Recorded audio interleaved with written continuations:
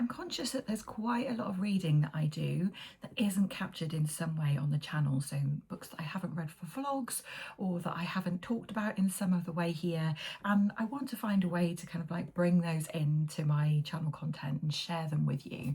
I'm not sure what that's going to look like moving forward, whether I do a sort of Friday read style weekly check-in, whether I do like a monthly wrap up, or whether I do like a quarterly thing. But I'm going to have a go at the quarterly thing today and share with you all of the books that I've read in the first quarter of 2026. Now, I have to warn you, I am terribly hungover, but I'm hoping that that's going to work in our favour because I want this to be quickfire. Don't want to go into loads of detail and waffle. I just want to tell you about the books, show you what they are and say a quick thought on them and whiz through them. That's the plan. I've gone for a very low maintenance format. So instead of going and collecting all of the books so that I can hold them up and show them to you, I'm going to use my storygraph because that will give me an order in which to go through them. It will show you the covers still to have a look at, and it will also show us both the ratings that I gave each book. So that's the plan. Let's go through all of the books that I read in quarter 1 2026. So here is my storygraph page. I am Kerry_books. Here's my shelf of favourites. Currently reading My Friends by Frederick Backman and Some Strange Music Draws Me In by Griffin Hansberry. Loving both of those. So let's go to recently read. Let's go all the way back to January. Can I remember what my first book was of the year? No, is the answer. It will become apparent. Haha. It was Best Offer Wins by Marissa Cascino. I read this slightly before it came out. It is now out and published in the UK. This is about a woman who is trying to buy her dream house in America, and it's a very competitive market, and so she goes to great lengths to secure the house that she really wants. She ingratiates herself into the lives of the people that are selling the house, and it's one of those stories where it gets kind of like more and more unhinged as it goes. Looks like I've given that 4.25. I had a really good time reading it. It was very good. Next up, I read Lois the Witch by Elizabeth Gaskell. So if you are a follower of Shorty September, you'll remember that last year there was a prompt to read a book and annotate it and then pass it on to a friend, so that when that friend reads it, they're reading the book and also your notes. And I did that with Charlie of Charlie Brooke Reads. I read West by Karis Davis and passed that on to her, and she read Lois the Witch and passed that on to me. And it was the most lovely reading experience because as you're reading, it's like you're reading with that person. It's like you're reading with a friend because not only are you reading what's on the page, but you're also reading their thoughts in real time, which was just absolutely gorgeous, and it was a fantastic book. It's about Salem witch times in America, and a girl who travels to America because her parents die in the UK, and when she gets there she is very misunderstood and predictably gets accused of being a witch. So I gave that 4.5 stars. Then I read The Dog by Kirsten Eckman. This was a book, this one and the next one were books that I read for a reading vlog, reading about dogs in books, which is one of my favourite things. This is written from the dog's perspective. Puppy goes missing, has to survive on its own in the wilds, basically. It was kind of folklore-ish. Then I read Timbuktu by Paul Auster, which was phenomenal. That was also written from a dog's perspective, but in a very different way. I would describe this book as a very literary version of Finding Nemo. But Paul Auster has just got such a clear understanding, what I felt was a clear understanding of like the inner monologue of a dog, and what that would be. He's clearly a real dog lover. I thought this was absolutely exceptional. I really loved his writing. I really loved what he did with the story. I really loved the character of Mr. Bones, which is the dog. I thought it was fantastic, and I've already bought a copy of one of his other books downstairs because I'm keen to read more from him. So I'd given that 5 stars. Then I read Margaret Atwood's memoir, Book of Lives, a memoir of sorts. I went to see Margaret Atwood, or Peggy as she's known, in November to talk about this book. And yeah, I just find her so funny and so charming and just a delight to spend time with. So I really, really enjoyed this book. I can see I've given it 5 stars here. I'm not sure on reflection I'd still hold that to a 5-star book, but I just really enjoyed it. I think she's wonderful. Then I read Departures by Julian Barnes, also read for that Dogs in Books reading vlog. I have really mixed feelings about this book. I think if you'd have put this book in front of me, having told me nothing about it and me not having read the blurb or anything, and I just read it for what was in it, I'd have really enjoyed it. I think it was fantastic. What was written on the page was really good.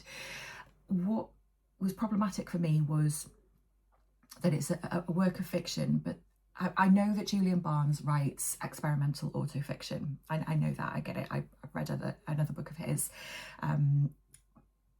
But for me, there was way too much of the author in this for it to be called fiction. And so it just created quite a lot of dissonance for me, which made it like a less enjoyable reading experience overall. But I would recommend it. It's a very interesting read about kind of end of life and how we look back on memory, particularly. That was really interesting. Then for a book club, I read I Know You Were There by J.D. Pullen.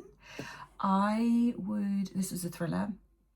Somebody at our book club said that they felt that this might have been written by AI, and I don't disagree. So that got 2 stars. Then I read We Are Never Meeting in Real Life by Samantha Irby. This is my second essay collection by Samantha Irby. I read Wow No Thank You a few years ago, and I can't believe I waited this long to read another essay collection from her, because she is just so funny, so funny. She writes about life and humanity and her experiences with equal amounts of poignancy and humour. And when I say humour, I mean I was guffawing out loud. It was absolutely fantastic. Yeah, a worthy 5 stars. Then, like most of the country, I think I read Wuthering Heights by Emily Bronte in preparation for watching the film. I really liked it. I really liked the book. It is not a love story. I thought Heathcliff was an abusive, hateful man-child, and I thought Kathy was a brat. But it was wonderful, absolutely brilliantly written. And incidentally, I also loved the film.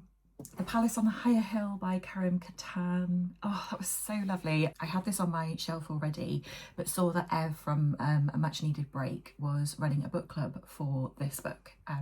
She works at a bookshop in Bristol and runs a translated book club. So I took that as my cue to pick it up, and I thought it was wonderful. It's about a man who travels home to his house in Palestine, and he reflects on and is kind of haunted by his experiences growing up and the family that he kind of grew up with, all with the backdrop of settlers approaching to kind of take over that area. It was absolutely brilliantly written. Next up, we've got The Shadow of the Wind by Carlos Ruiz Zafón. This is the first in a series. It's I'd call it a literary mystery, a historical literary mystery. It's about a boy who is taken to a mysterious library where he's encouraged by his father to pick a rare book to kind of like protect and be a guardian over. And the book that he picks or calls to him creates a mystery that follows him through his life that he kind of then investigates about the author of this book. Ultimately, it's about kind of like lots of betrayal. I liked it well enough. I got lost in the middle. I thought it was longer than it needed to be. I thought it had a strong start and a strong finish, but there was a lot in the middle that I could have done without. Then I read Lost Lambs by Madeline Cash. This is just a great time. It's about a family who are kind of unravelling. The wife has decided that she wants an open marriage because she's taken a fancy to a neighbour. The husband hasn't had much say in this. He's going to a local support group which is mandated by his workplace because he's depressed, and they have 3 children, and all 3 children are kind of going off the rails in their own ways. They've got one daughter who is like crazy intelligent, and she uncovers this local conspiracy, which puts kind of all of the family members at risk in different ways. There's another daughter who's really quite lost and struggling with her sense of identity and loneliness, and she is befriended online by somebody who is clearly a terrorist. And there's a third daughter who's kind of wild and partying and getting herself into situations that are slightly beyond her ability to kind of like navigate. And she starts a relationship with an older man who's recently left the army. It was a really good rip-roaring time. What I will say about this one is if you're tempted to pick it up, I would really recommend, if you're able, to read it with your eyeballs, because there's something that she does with the language on the page that is really clever, that you would pass you by on the audio version. So if you're able to read with your eyeballs, I would recommend doing that with this one. Next, we've got Pillars of the Earth by Ken Follett. This is about a medieval monk who has ambitions to build a cathedral, and he recruits the help of a stonemason to help build his cathedral. You would describe that book to me, I would have said, nope, not for me. But my grandmother basically bullied me into reading this, and I'm really grateful that she did. It's a fantastic story. It's full of really vivid characters. It's full of lots of plot. It's got some cracking villains in it. And every time the monk kind of like thinks he's getting there with his cathedral building, and one of the baddies comes along and thwarts his plans, and he's got to try something else. And there's loads of politics in it. And considering it's a really chunky book, it was really well paced. Yeah, just a great example of fantastic storytelling. And for book club, we read As the Lemon Trees Grow by Zulfa Khatun. This is set in Syria. A young woman is acting as a medic in a local hospital, and she meets a boy, and he's trying to document the war as like a journalist. And yeah, it's about what's going on in the war, and it's also about their relationship. It did a really good job of creating that juxtaposition of the horrors of war and also the fact that, you know, life kind of goes on. Like, people still exist in these horrendous circumstances. They are still in relationships, they are still interacting with others, they are still trying to eat and sleep and live their lives. And she's quite a young woman, she's not had a relationship before, and so the romance element of it was real kind of like kick your feet stuff. She was getting butterflies and, you know, all of that kind of thing. So that was the bit that I hated because I like, romance does nothing for me. But it was really well placed in this book because it was creating that dissonance between, like, you know, people are still people living and existing in these horrendous circumstances when war is happening. So yeah, mixed kind of review from me. I gave that 3.75, but book club really loved it, and I was away when they talked about it, but I understand they had a really good discussion about it. Then we've got Don't Let It Break You, Honey by Jenny Evans. This is her memoir about having experienced sexual violence and the subsequent like mistreatment and further abuses by the police that she reported to and the media. It's fantastic. I read it because it was longlisted for the Women's Prize for Non-Fiction, and I'm really grateful that I did. I gave that 5 stars. Then I read Pigeon by Alice Conran. This is a previous winner of Wales Book of the Year. It's about 2 young people. Pigeon is one of the characters, and he lives in an abusive household. And really it's about kind of, it looks at morality. It took me a little while to kind of get into and figure out what was going on. I read this for a reading vlog, I think. I can remember talking to camera about it as I went. Yeah, it's a bit uncertain about what the book is trying to achieve until it got to the end, and then it all kind of clicked into place. And it's really about kind of like looking at the morality of the decisions that we make, especially as children. Yeah, I thought that was great. 3.75 stars there. Then I read The Boyhood of Cain by Michael Amherst. This is a queer coming of age story.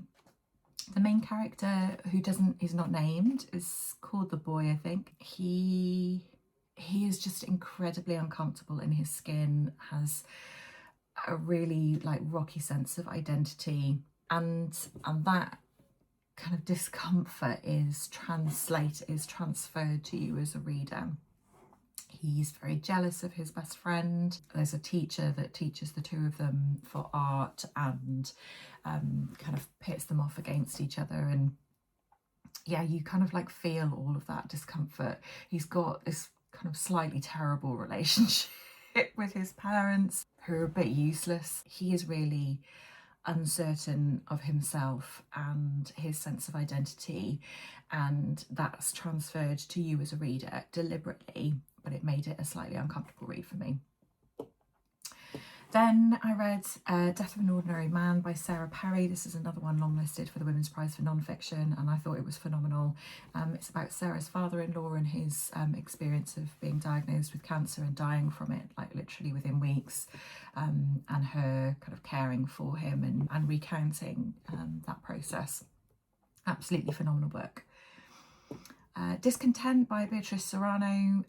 It was a case of right book, right time, I think. It's about somebody who's really disillusioned with the workplace, and she's just kind of like muddling through and blagging things and robbing ideas from other people so that she doesn't actually have to do any work. There's a kind of team away day planned and she's asked to speak at it, and yeah, her plans to speak go slightly awry. Yeah, I enjoyed it. Audition by Katie Kitamura. I'm sure you've seen lots of people talking about this. It was shortlisted or longlisted for the Booker. It's been longlisted for the Women's Prize for Fiction. It didn't really work for me. It's a book in two halves. The first half, it's about a woman who has a conversation in a restaurant with a man who's claiming to be her son. And then in the second part of the book, same characters, but the roles are slightly different. She is also an actress in a play. And so, yeah, there's lots going on. There's lots of ways that you could develop a theory about this book. I think when Katie Kitamura has talked about it, she's said that, you know, it's deliberate. She didn't want to spoon feed the reader about what she thought was going on. She wanted you as a reader to decide what was going on. I don't like that. I really like books that make me think and question things, but I like to do that in a way that feels still held by the author. I want the author to kind of like point my focus, look at this, and then I can have a thought about it. Okay, now look at this and have a thought about it. Like I want to feel like I'm doing it right. And you can't feel like you're doing it right with Audition for Katie Kitamura because there is no right or wrong answer. And so yeah, made it a kind of like slightly unsatisfying read for me. Rabbit Hutch by Tess Gunty. This is about some kids who are coming out of the care system, they age out of the care system and move into a block of flats known as the Rabbit Hutch. It's written from lots of different POVs. That doesn't work for me. I think the point the book is trying to make is that proximity doesn't necessarily breed connection, but because you were kind of held at arm's length from lots of these characters and you didn't get much time with any of them when you did spend time with them, I felt that like that sense of proximity not breeding connection was a case for the characters, but also a case for me as a reader. Like I didn't feel particularly connected to this at all. So this one didn't work for me. Eve by B.K. O'Connor was a NetGalley read. This is a retelling of Adam and Eve, like a feminist retelling. I thought it was okay. I think ultimately it was a bit reductive in the end. I think it could have, I wanted more. It follows the story that you know.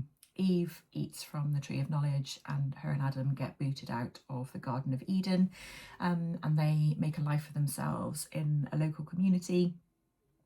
But Eve continues to have a thirst for knowledge, and so she has to make a choice between fulfilling her expected social role as mother and wife or going in search of knowledge. And I think what I mean by it felt a bit reductive was that it did touch on, so this is the birth story of misogyny, right? The Adam and Eve story. And I wanted it to touch on, I wanted it to go more in, I wanted it to be a bit more expansive. So it does touch on like violence against women, for example, really briefly.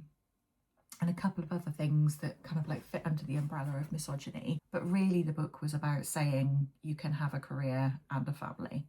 And I felt that that was a bit of a naff point to make. I wanted more of the other stuff too. A 5-Year Sentence by Bernice Rubens. This was a real surprise actually. So this is a book about a woman who's about to retire. And she doesn't have family, she doesn't have much in the way of friends, she's just had work. So now that she's retiring, she figures she's got no purpose left in life, and so she's going to take her life.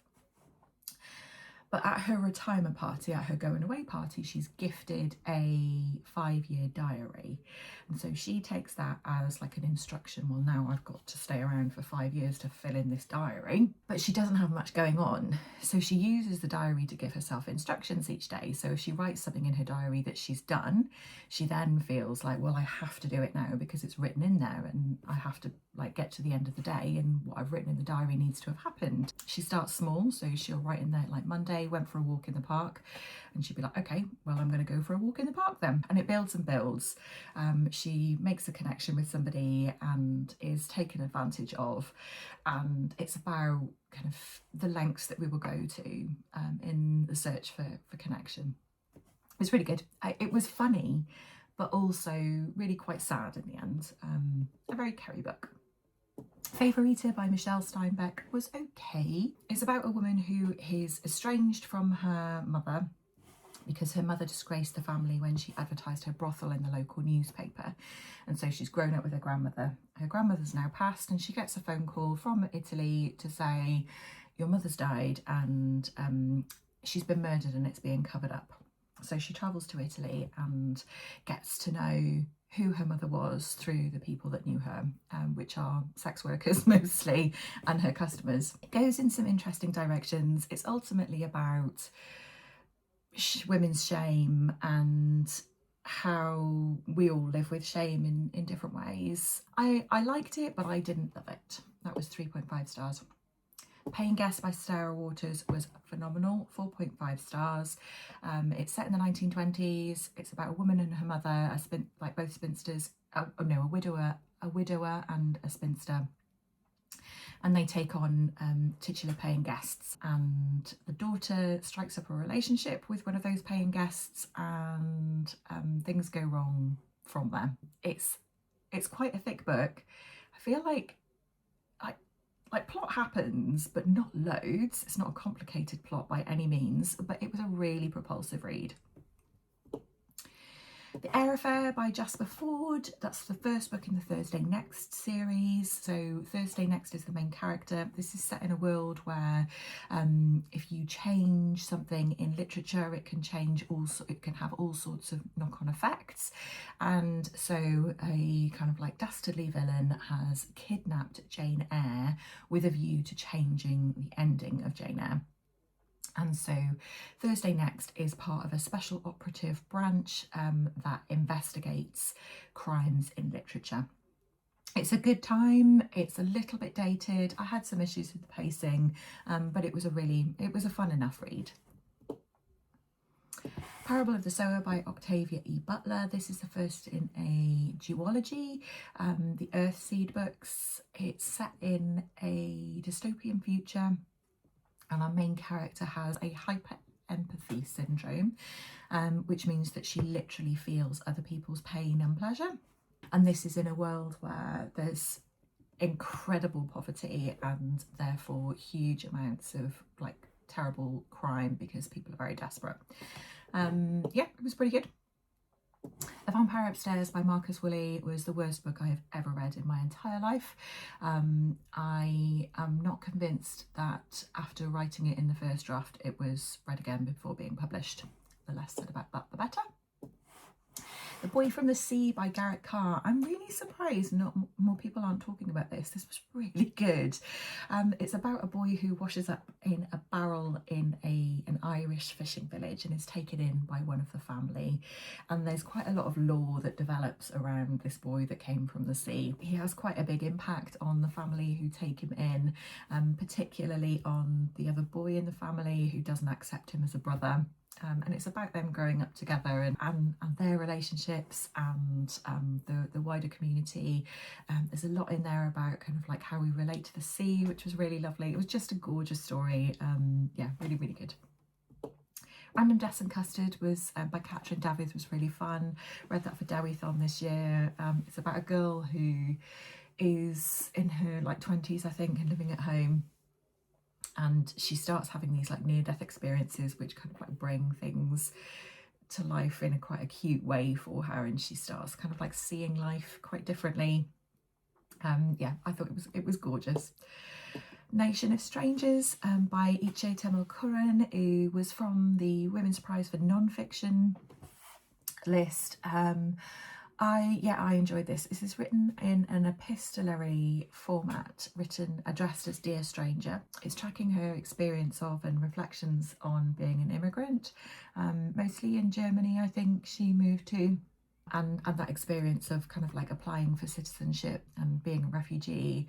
But she does a really good job of talking about how we all have experience of being a stranger, and we can all relate to that experience of being displaced in some way, whether it's culturally displaced, whether it's politically displaced. Like, everything is feeling very polarized in the world at the moment, and so we can all kind of like relate to that experience. So yeah, I thought that was pretty good. Poetry collection, Hollywood or Home by Catherine Gray. It was great, loads of film references, that was quite good fun. The Dance Tree by Kieran Millward Hargrave. This was for a book club read too. I didn't get on with this particularly well. I found this quite boring. It's based on real events, I think set in, I want to say France. I might have made that up. It doesn't matter.